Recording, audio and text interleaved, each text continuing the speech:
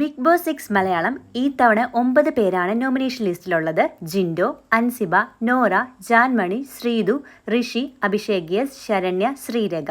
ഇതിൽ ഏറ്റവും കൂടുതൽ വോട്ടുകൾ ഈ തവണ ലഭിച്ചിരിക്കുന്നത് പ്രതീക്ഷകൾ തെറ്റി അഭിഷേക് എസിനാണ്. 22% വോട്ടുകൾ ലഭിച്ചു. രണ്ടാം സ്ഥാനത്ത് ജിൻഡോ ഉണ്ട്. ജിൻഡോയ്ക്ക് 20.1% വോട്ടുകളാണ് ലഭിച്ചത്. ഈ തവണ മൂന്നാം സ്ഥാനത്തായി പോയി ഋഷി. ഋഷിക്ക് ഈ തവണ ലഭിച്ചത് 13.4% വോട്ടുകളാണ്.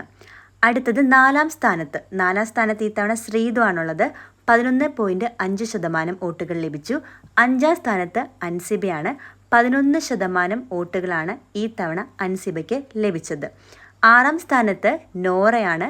നോറയ്ക്ക് ഈ തവണ 7.6% വോട്ടുകൾ ലഭിച്ചു. ഏഴാം സ്ഥാനത്തേക്ക് പിന്തള്ളപ്പെട്ടത് ശ്രീരേഖയാണ്. 7.4% വോട്ടുകളാണ് ലഭിച്ചത്.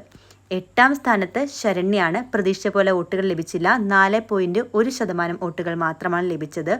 ഒൻപതാം സ്ഥാനത്ത് ജാൻമോണിയാണ്. 2.9% വോട്ടുകൾ മാത്രമാണ് ലഭിച്ചത്.